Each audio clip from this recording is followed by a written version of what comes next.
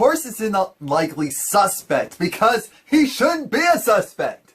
This doesn't make any sense at all. So we start off, If Loving You Is Wrong, Season 5, Episode 5, Unlikely Suspect, with Alex.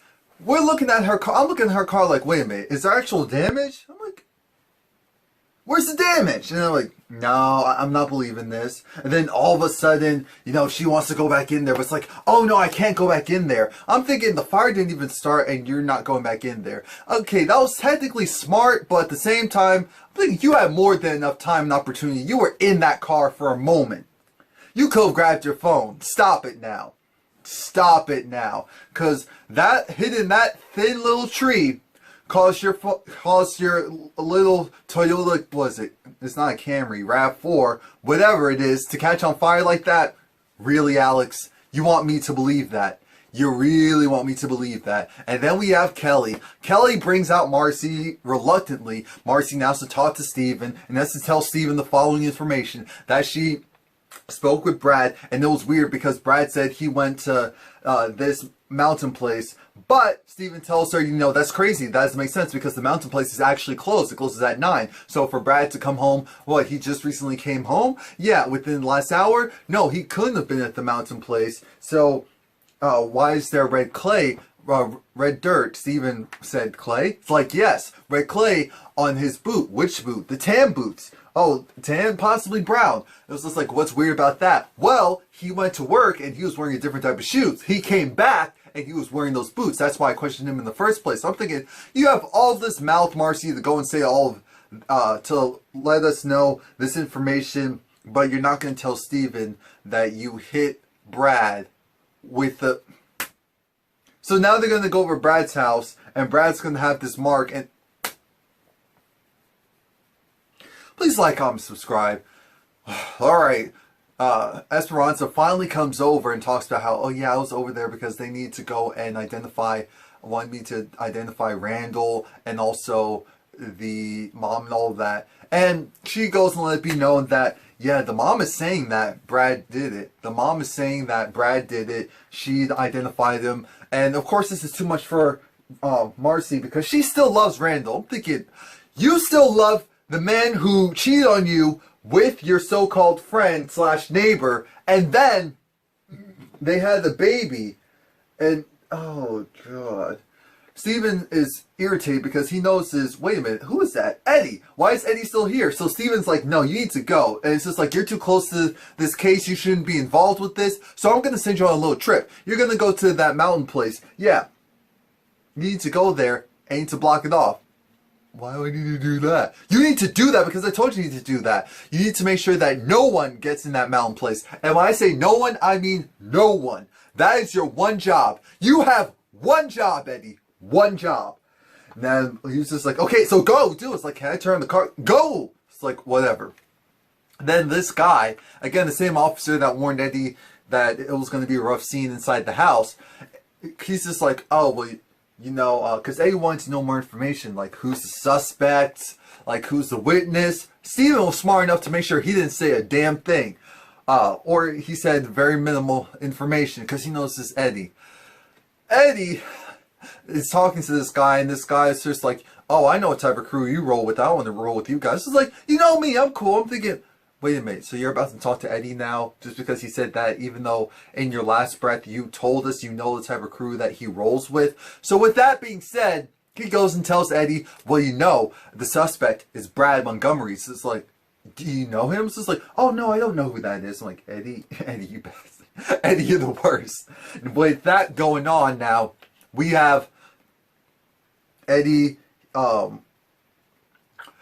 Eddie finds out that Brad's a witness, that Randal's mom is the one who is saying, oh, she's the person who saw Brad and that Randal and the baby's missing, and you just need to go, and that's why you need to go to the mountain place and quarantine it off because they're thinking that maybe bodies are there, or maybe that's where Brad went to take the bodies.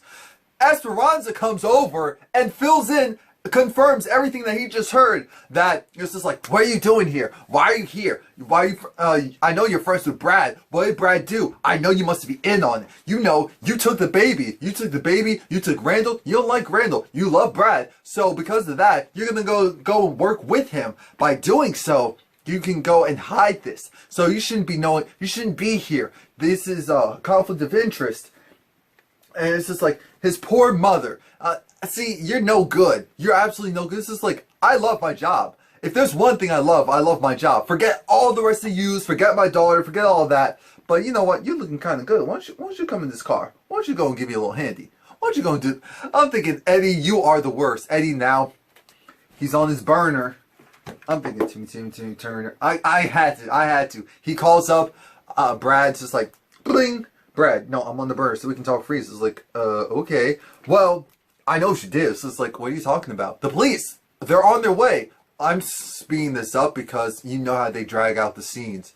The police are on their way. They're on the way for you because you took the baby and you took Brad. You kidnapped them. Where are the bodies? Are they at the mountain area? I can go. Look, don't worry about it. I can go and help you out. I can do that for you. But what I can't do is help you if you're not willing to help yourself. You need to leave there right now. We need to go there. We need to get the bodies. Brad's saying, I didn't do anything. I didn't do anything. I don't know what's going on. I didn't even know that Randal and the baby were kidnapped. This is like, oh, you're good. You're good. I actually believe that. Yeah, keep that tone just in case. Because, you know, you eventually have to talk to the police. So, keep that tone. Absolutely perfect. Brad's like, I'm hanging up now. So it's like, no. I have to help you out. I'm going to go and meet me by the street. Meet me by this corner. You need to go and do this. I'll be there in 14 minutes. No, I'm good. Eddie, you are crazy. Bye-bye. I'm thinking, Brad, this is probably the one time where it wouldn't have hurt for you to go and just to entertain that. No, that's a joke. That will have made it a whole lot worse. Rule 1 in life, especially if loving you is wrong, never listen to Eddie. Never. Marcy's over it. Marcy's upset that Marcy's even upset that the baby's kidnapped, that something happened to Randal. It's just all too much for her. She runs into the bathroom, so she's going to be in the bathroom for the rest of the episode. While she's in the bathroom, a bunch of things happen. For example, Esperanza notices that Travis called Kelly 39 times already. It's just like, okay, what's going on with that? And so that's when Esperanza was just like, you never fill us in what's going on with you. Tell me what's going on. So that's when Kelly, plays her the voicemails of Travis and how Travis is like, I'm gonna get you. Oh, you sleeping with that boy next door? Oh, you trying to play with the boy next door? It's just like, I love you. I need you. It's like, I hate you. I'm gonna get you. And that's when Kelly says, well, you know what happened? We had sex, and then I kicked him out, and after doing so, that caused now he's giving me this type of reaction. Esperanza's just like, oh, so what do you have? What type of do you have for him to be wanting you that much? This is like, Esperanza, are you kidding? Are you trying to blame? No. Travis sounds crazy. I didn't even know he had that in him. This is like, me neither. I was thinking, oh, it's just going to blow over. Kelly's saying it'll blow over. We're thinking, how's it going to blow over? Esperanza knows crazy. She has still dealt with crazy men all of her life. So she knows crazy. That's why if Esperanza is telling you, no, you need to call the police are right outside. Travis is right outside. Go and get him arrested. I understand how you are with the popo and you're not about that life, so to speak. But he's crazy. He's crazy. He's shown himself to you multiple times. He tried to smooth it over by saying, he got physical with me. And she kept it very tongue-in-cheek and coy. I'm thinking, he yoked you up, tried to rape you, and then your son had to go and essentially save you. And you're trying to say, oh, it's fine. Esperanza said, this is the same guy that you didn't know had a fiance who was cheating and doing all this stuff, and I don't care. You need to call police. If anything happens else, period, go down to the police station, file out a report, and do not leave until he's arrested. I'm thinking, why is it Esperanza is making sense? This is just so odd. While Julius and Natalie are at the hospital, and Natalie is upset. She is fuming because she's just so concerned about Joey, because the meds are clearly starting to wear off. Now we have Joey's probation officer. He comes, you heard me right, his name is Hardy. His name is Hardy, and you could tell that he was talking to Natalie and just looking at her, and I'm thinking, some name right here. Julius. He's like, no,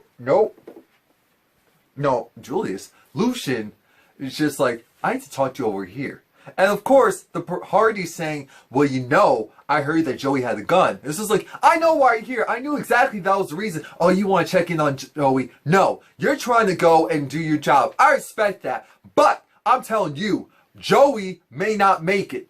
We don't even know if he's going to make it or not. So why are you here acting like, you're just ready to throw him away. Throw him away. You're doing your job. You know what? I'll give you my card. When we hear anything, you reach out to me. You're not calling her. You're not talking to her anymore. Because Lucian peeped game. He knew that something is not right about this dude. And I don't like him. He's sketchy. I know he's trying to do his job, but that's my son, so I'm going to protect my son. Forget all of this right is right and wrong is wrong mentality. He goes and talks to Natalie, and Natalie says, oh, well, you know, that guy, he's always hitting on me. So it's like, what? It's like, yeah, he's always hitting on me, and that's why he was here. Oh, but then again, oh my gosh, Joey had a gun, and he's probably here to see if he's going to take Joey away to jail, because the guy just said he'll take Joey away to jail as soon as he comes out of surgery. I'm thinking, Lucian, give him 5 minutes. He deserves 5 minutes for that. He deserves 5 minutes. If you guys don't know, if you're not from the East Coast, 5 minutes means take it out to the streets, fight. But Natalie, she starts again her militant, and it's just like, I told Joey to dress a certain way, to act a certain way in front of law enforcement, and it's just like some of these cops are just so crooked and so messed up, and it's just like Lucian was like, no, some of these cops, you know, there's other ones that don't do anything bad and it's just trying to protect the communities. It's like, yeah, you're right, but why aren't more of those good cops in the bad communities? Because it just seems to have the crooked cops in the bad community. I'm like, oh my gosh. I love the fact that all of these black shows are talking about what's going on in the black communities right now, like the major issues. I love it so much. Because Natalie was just like, but we doing all this stuff about the policemen. The focus went away from the thugs who were doing the killing, the shooting in the communities, aside from the policemen that are also killing and shooting and people in the communities. I was like, oh my God, Tyler, I see where you're going and I like it. He was like, look, we just need to calm down because this energy you're bringing out right now, that's not helping. That's partially what started this whole thing. That's not what he said, but that's what I thought. So I fill in the blanks for him. Now, Ben gets a call and Ben has this look of, who the hell is this? Who is it? It's Julius. It's Julian. And Julian gives him a call because he needs to go and figure out a couple of things. He needs to go and see Ben. So when are you coming down here to get a taste of this? Well, to get some of this, what was it? Colombian? Get a taste of this Colombian or something like that. Of course he was talking about cocaine, but the whole time I'm thinking the background, the music was so messed up because Julian was in a strip club. He was in a strip club, but the music was like, I'm like, this doesn't fit. This is how you can tell this is still on OWN. You need some bass deafening boom, boom, type. And the whole time that he was talking to Ben, I was thinking, wait a minute, is this like an Empire scene where he has someone underneath the bar giving him some dome? Because he's making these weird faces, but no, nothing like that ever happened. He just wanted to know when he was coming over so that they can go and start to work together. Ben is scared because Ben is like, I can't get away from Eddie. Eddie keeps looking for me, keeps looking out for me. So it's like, what are you talking about? Is like, wait, is that your boyfriend? It's like, no, Eddie's straight. And I'm thinking, wait, how come you didn't say you're straight? Why'd you say Eddie's straight? So it's like, oh, wait, but are you? So, oh, no, of course no, he said, I have a girlfriend. He didn't say yes. He said, I have a girlfriend. That's exactly what Ben said. I'm thinking, Lord Jesus. Ben will do something strange for some coke or some drugs. He's just that gone.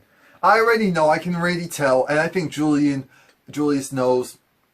I'm gonna call him Julius. I like that name better than Julian. I don't think it's Julian. Because you know what I'm talking about. He's just like, this is weird. You have a weird relationship with Eddie. This just all comes off weird. I keep saying certain things about, I want you here. I need you now. And you're reading a little bit too much into this. I'm not interested. This is not what it's about. Because the thing is, Julie's still drunk. He's still drunk. So, of course, he may be coming off a certain way to Ben, but he's trying to let me know, no, this is not what it's about. And I'm so glad, because I'm glad this show isn't taking that type of turn. We don't actually need that going on for every single show to drive a storyline. We don't. We really don't. Eddie comes over, and so then the narrative gets flipped. So it's like, okay, so yeah, I was just talking to my girlfriend, Eddie. Eddie's just like, hang up the phone. Hang up the phone, that crackhead. I need you to go and get me some coffee. It's just like, no, go Dunkin' Donuts and get me some coffee. And pick up my dry cleaning. Are you giving me... What's that sass, boy? Go and do it now. That's how that went. Jesus. But Ben's definitely giving me mixed signals. And I think feels like he's getting mixed signals from Jay, but the feeling's definitely not mutual. But then again, I feel like Julius will do whatever he needs to do to get the results he wants. So we'll see how that goes. Kelly gets a call from her baby daddy's mom, and what's her baby daddy's name? Terrell? I think it's Terrell, something like that. But Janice Hubert, the original Aunt Viv. The original Aunt Viv is just, as we've seen in the commercials, calling her son, well, my son went and did a bid for you for something that you did, something you were a part of, and, so that you can go and stay at home and take care of that nappy-headed boy. Why don't I go down to your bank? Why don't I go down to the bank and tell them what actually happened? Why don't I go and do that? You're gonna go and actually pick up the phone when my son wants to speak to you. That's what's gonna happen. You got it? Bitch. I just had to put it in there. Because she did say that at one point. The original Aunt Viv. I need to see more of her. That could be very interesting how that goes. Alex is in the road, like, I need help. I'm like, shut up. Can someone just hit her? We're talking about Esperanza getting hit by a car. Can someone just hit Alex? Because I'm done with her. Eventually, this tractor trailer comes without the trailer, comes and picks her up. And this is older guy. I was like, Lord Jesus, Alex, you're actually going in here. You're actually going into his, and you don't know. And this could go very left, especially with your...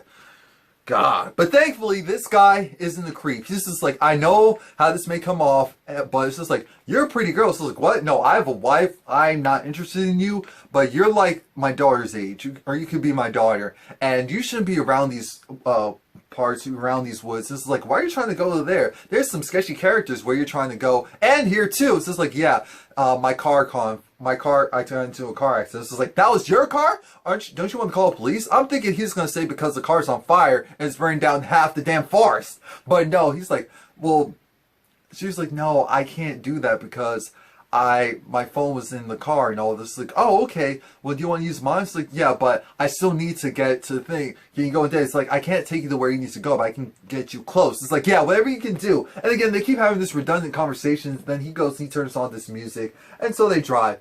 That whole time, I'm thinking, Alex, you better be thanking God.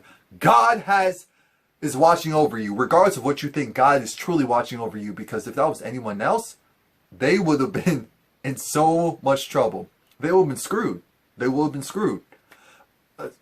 Young idiot. Kelly is again talking to Esperanza because they're just talking about how things are crazy. The men in their lives are crazy. this whole situation is crazy. Kelly feels bad for Alex. Esperanza is trying to tell Kelly, look, Kelly, this whole mentality you have going on right now is cuckoo for Cocoa Puffs, because at the end of the day, we need to figure this. She's in there and she's crying, and we need to do something. We need to do something to help her out. If we don't help her out, who will? Who will? It's just like, no, we need to go and let her be to herself. We need to let her vent. We need to let her cry, because Marcy doesn't want to come out of the bathroom. She doesn't want to come out of the bathroom. She's crying. She's moping. And this is when they're like, Marcy, come out, come out. They're thinking, and this is when, again, Esperanza goes and tells Kelly that, yeah, just so you know, Joey got shot. What? Yeah, it's like, oh my god, I can't believe, how is Natalie, she is going to be expected? How's Joey's just like, I don't know. Oh yeah, and Natalie was going off about the fact that, Julius let it be known that, that gun was actually Fawn's father's gun. It's just like, what? It's like, yeah, apparently Fawn would go and take the money from the different restaurants, and she would transfer it to the banks. It's like, that little girl went and was doing a job like that? Exactly! Exactly! The father's an idiot for doing something like that. And so now we have the situation of, when's father gonna come into play? It's like, how's Fawn doing? She was cognizant coherent when the ambulance came, but how's she doing now? This is gonna be a mess. Then Brad goes and calls Marcy, and Marcy's just like, I can't believe you did this. It's like, first off, you hit me with a bottle, even though I was trying to do something nice and sexual. It was just like, you grabbed me by the neck. I know you like it rough. So it's like, okay, touche. But what about the boots? What about the boots? I found out the places you said that you went, they closed at 9, so you couldn't have been there. So it's like, yes, I was. But it was closed, so I was just walking around the area, and they were doing construction work, so that's why there was, red clay all over the place. It's like, oh, touche. But you stole them! You stole my husband and the baby! How could you do that? How could you do that? This is evil! What's wrong with you? What's wrong with you? I'm thinking, Marcy, you really don't know. You just want someone to blame. And you're gonna go, the one person who's had your back throughout all of this, you're gonna go and, alright, so the police come, and Brad's like, how come you guys are searching my place? Because your, quote-unquote roommate gave them consent. So they're gonna search the place, and they're gonna arrest you. You have blood on your, you didn't even go and clean that up. Come on, Brad. That was like a flesh wound. You could go clean that up. But I don't think Brad did it. If they did, that would be an amazing story, and turn around and figure out how that would make sense. But it is what it is. Someone needs to punch Eddie. Someone needs to punch Eddie. Someone needs to shoot Eddie. Someone needs to figure out what does Ben want. I don't care if he wants male, female, both, but he's getting mixed signals, and he's giving out mixed signals. It's just a lot to deal with. Please like, comment, subscribe. I love this show. I'm back next week.